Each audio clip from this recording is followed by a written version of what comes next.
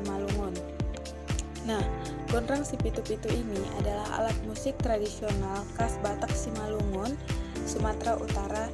Namun, nama si pitu-pitu merujuk pada jumlah gendang dalam set ini, yaitu 7 buah gendang yang dimainkan secara bersamaan. Gendang si pitu-pitu memiliki peran dalam upacara adat Batak Simalungun, seperti pesta pernikahan, ritual keagamaan, hingga acara budaya lainnya. Nah, ciri-ciri gondrang si pitu-pitu ini yang pertama adalah komponen utama. Terdiri dari 7 buah gendang yang berukuran berbeda, masing-masing memiliki nada-nada yang unik. Nah, yang kedua itu material. Biasanya terbuat dari kayu pilihan dan kulit hewan seperti kulit kerbau atau kambing untuk membrang gendangnya. Nah, fungsi dari gondang si pitu-pitu pada adat Batak Simalungun ini sebagai pengiring tarian tradisional, menyampaikan pesan adat dan alat komunikasi spiritual dalam budaya Simalungun. Nah, penggunaannya ini biasanya dimainkan oleh sekelompok pemain yang dengan teknik tertentu menghasilkan harmoni ritme yang khas. Nah, makna dan filosofi ini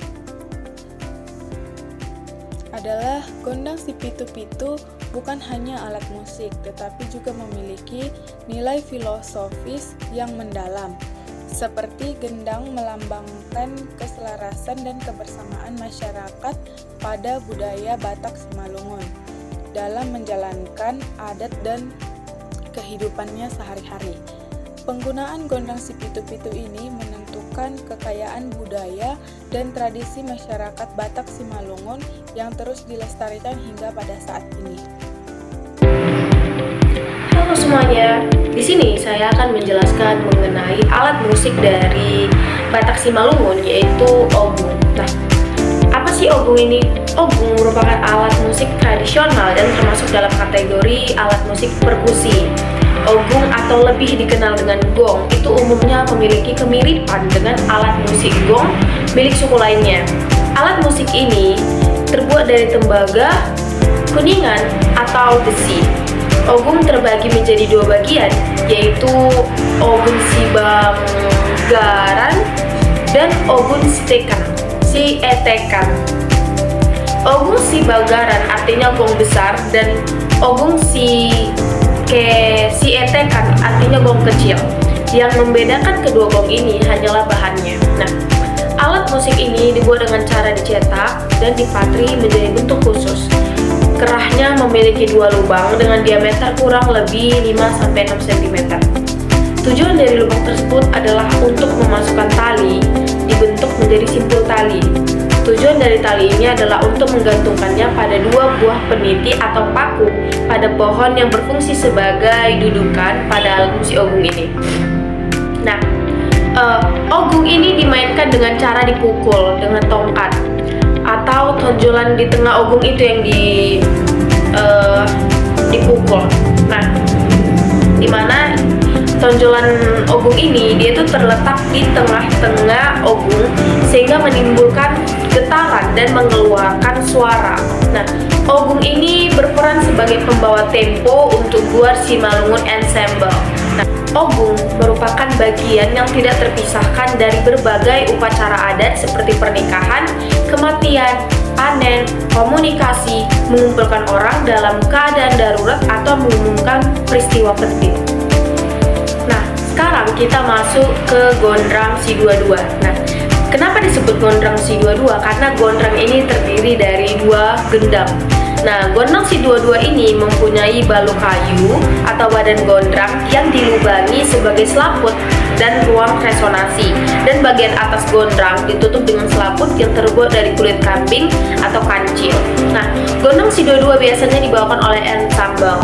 Instrumental lain yang digunakan dalam ensemble ini antara lain sarung nebolon, motmongan, ogung, dan gondrang si 22. Nah, untuk membuat gondrang si 22 ini yang pertama adalah dengan memilih pohon nangka yang cocok dan memotongnya sesuai dengan ukuran. Nah, untuk gondrong Sidoarjo ini pada zaman dahulu itu sebelum agama masuk ke Simalungun, gondrong Sidoarjo itu digunakan dalam ritual pemanggilan roh leluhur untuk menyembuhkan orang sakit. Nah, dalam ritual ini para leluhur datang untuk memberi nasihat, peringatan akan datangnya musuh, dan menawarkan solusi bagaimana kita menghadapi musuh tersebut. Nah, gondrong Sidoarjo ini terbagi menjadi dua bagian, yaitu tapopan, yaitu pola ritme yang dimainkan oleh kedua gondrang.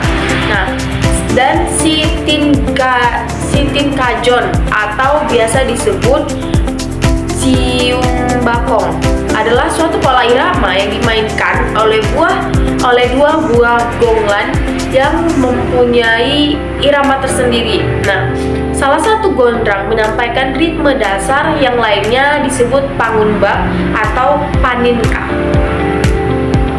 Oke, di sini saya akan menjelaskan mengenai materi dari kelompok kami, yaitu mengenai tortor haron bolon dan juga tortor metono. Pertama, di sini saya akan menjelaskan tortor haron bolon. Tortor haron bolon adalah salah satu bentuk seni tradisional dari suku Batak Sumatera Utara, yaitu suku Batak Simalungun. Istilah tortor mengacu pada tarian atau gerakan yang berbentuk makna atau makna penuh untuk sebuah dari tarian.